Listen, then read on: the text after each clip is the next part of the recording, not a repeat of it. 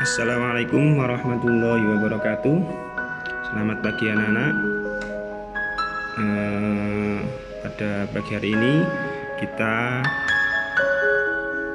akan mempelajari salah satu materi atau tema dalam mata pelajaran fikih. Namun sebelum kita lanjutkan, mari kita amati beberapa gambar berikut. Yang pertama, coba dijawab dari rumah. Makanan apa ini? Ini adalah sate kambing. Yang kedua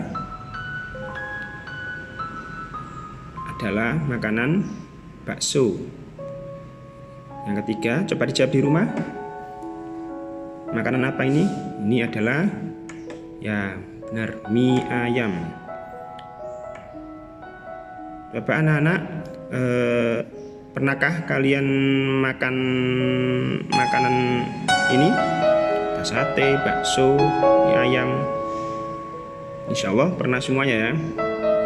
Tahukah kalian apakah makanan ini termasuk makanan yang halal atau makanan yang haram? Nah, tahu atau tidak? Silakan dijawab di rumah. Nah, hari ini kita akan membahas tentang makanan halal dan haram. Namun hari ini kita mulai dengan pembahasan tentang makanan halal terlebih dahulu. Kita akan membagi materi ini ke beberapa pembahasan. Yang pertama adalah pengertian makanan halal. Yang kedua, hukum makanan halal. Yang ketiga, macam-macam makanan halal. Yang terakhir, hikmah mengkonsumsi makanan halal.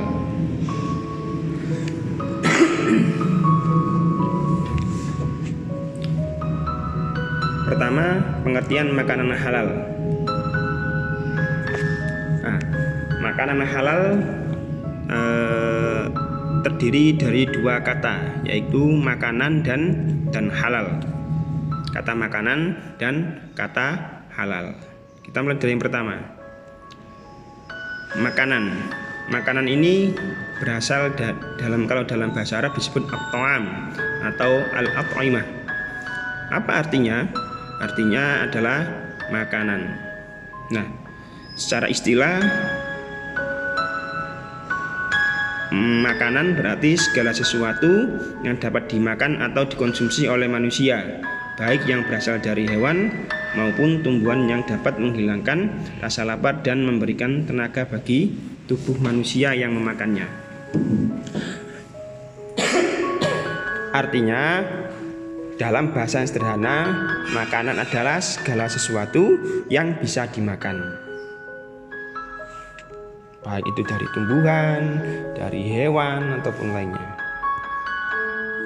Nah, sebelum kita lanjutkan tentang halal, apa itu halal? Coba kita perhatikan dulu beberapa gambar berikut. Gambar A, ini adalah gambar tentang apa? Coba dijawab di rumah. Ini adalah gambar permata.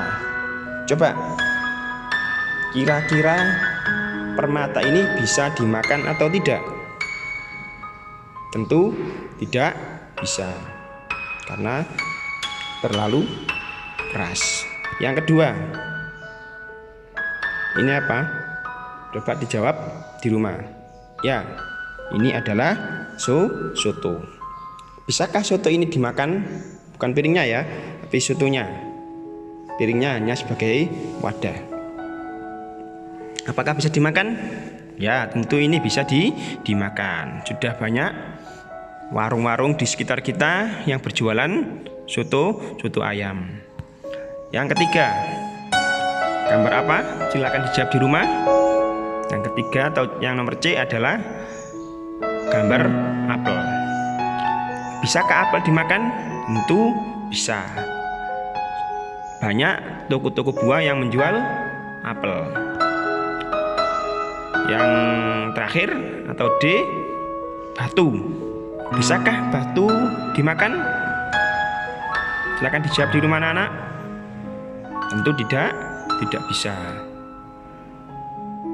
Ini bisa akan merusak gigi kita karena terlalu keras kalau kita paksakan. Yang kita lanjutkan tentang kata yang kedua, yaitu halal. Apa sih halal itu?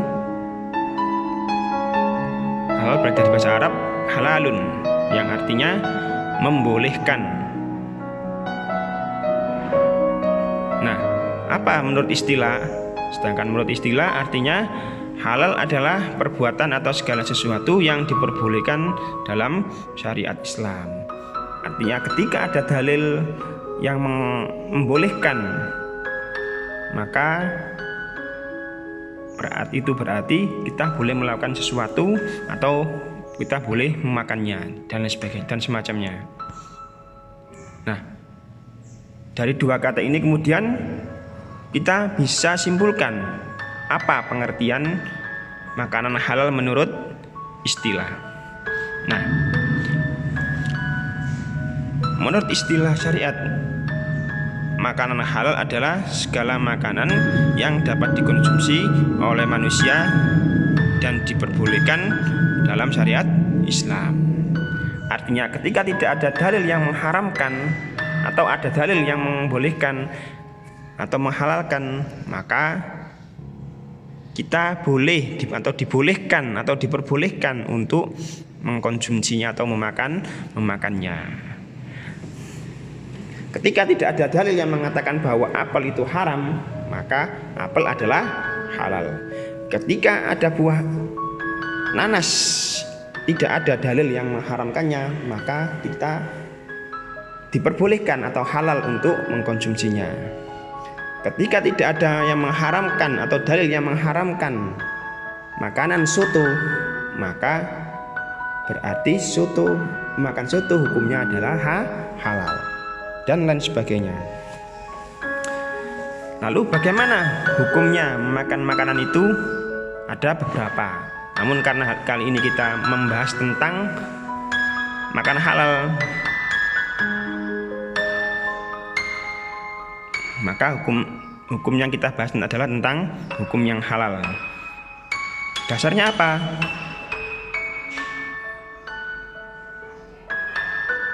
Dasar atau perintah Allah untuk menghalalkan itu ada dalam Al-Quran. Salah satunya ada dalam Al-Quran surat Al-Maidah ayat 88 dan surat An-Nahl ayat 114. Dan insya Allah masih ada yang lain lagi, tapi setidaknya ini yang bisa kita pakai. Coba saya bacakan surat Al-Maidah ayat 88 misalnya,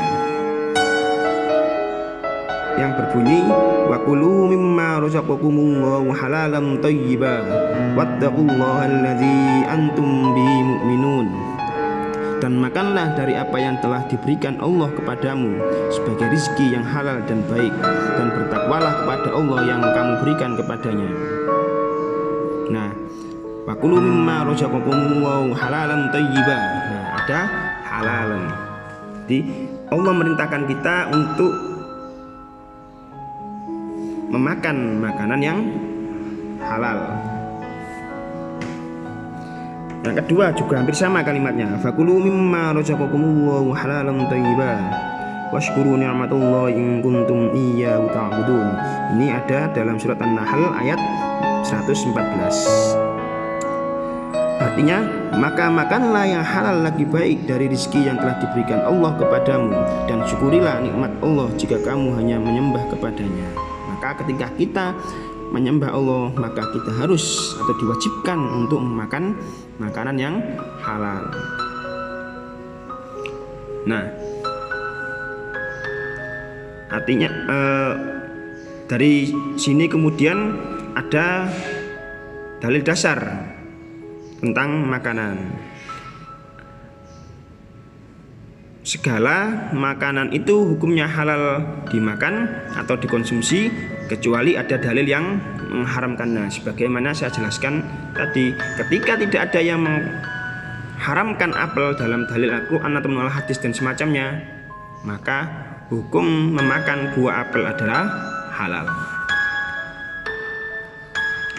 macam-macam makanan halal. Macam-macam makanan halal ini ada terbagi menjadi beberapa kategori. Yang pertama adalah halal zatnya. Apa maksudnya? Artinya zat dari makanan itu enak adalah memang benar-benar bahan yang halal. Cirinya adalah satu, dijelaskan kehalalnya atau ketidakharamannya dalam Al-Quran ataupun hadis. Bagaimana yang sudah saya terangkan tadi, ketika tidak ada dalil yang mengharamkan daging ayam, maka berarti daging ayam adalah halal. Yang kedua, biasanya bermanfaat atau tidak merusak, mengandung gizi, karbohidrat dan lain sebagainya, sehingga baik bagi tubuh. Namun perlu kita ingat, sebagaimana yang diterangkan dalil tadi, halalan thayyibah, halal lagi baik. Nah, tidak hanya halal dalam arti zatnya, tapi juga bagaimana cara makan kita. Kalau kita makan secara berlebihan dengan cara yang tidak pas, bisa-bisa merusak, meskipun kadar kerusakannya tidak langsung seperti racun tiba-tiba mati atau semacamnya, tapi dalam jangka panjang. Itulah dengan thayyibah. Yang ketiga, tidak kotor atau najis atau menjijikkan. Katakanlah misalnya kita melihat daging ayam itu menjijikkan, maka pada dasarnya yang adalah halal, maka bisa jadi haram bagi orang yang menganggapnya sebagai menjijikkan. Kalau najis sudah jelas bahwa kalau barangnya atau sesuatu itu adalah najis, misalnya kotoran ayam, maka jelas itu haram untuk dimakan karena najis. Selanjutnya, kategori yang kedua adalah halal cara memperolehnya. Bagaimana cirinya? Yaitu tidak diperoleh dengan cara yang haram. Misalnya dari menipu, dari gosok, atau dari mencuri dan lain sebagainya. Yang ketiga adalah halal cara memprosesnya. Jadi ketika proses pembuatan makanan itu dilakukan, maka harus halal prosesnya. Cirinya apa? Tidak menggunakan bahan atau alat yang haram, atau menggunakan bahan atau alat yang halal. Misalnya membuat roti, kemudian kejatuhan kotoran ayam misalnya, atau kotoran burung. Nah, kemudian kita tahu, tapi karena sudah terlanjur buat eman, kita lanjutkan saja, maka itu disebut dengan haram cara memprosesnya. Tapi ketika kita melihat kotoran burung jatuh di adonan roti kita, kemudian kita ganti dengan adonan yang baru, maka adonan yang baru itu adalah makanan yang halal, karena kita sudah tidak memakai adonan yang lama yang terkena kotoran. Dan yang terakhir adalah halal cara penyajian atau pengantarannya atau penyimpanannya. Cirinya apa? Tidak disajikan dengan atau secara haram.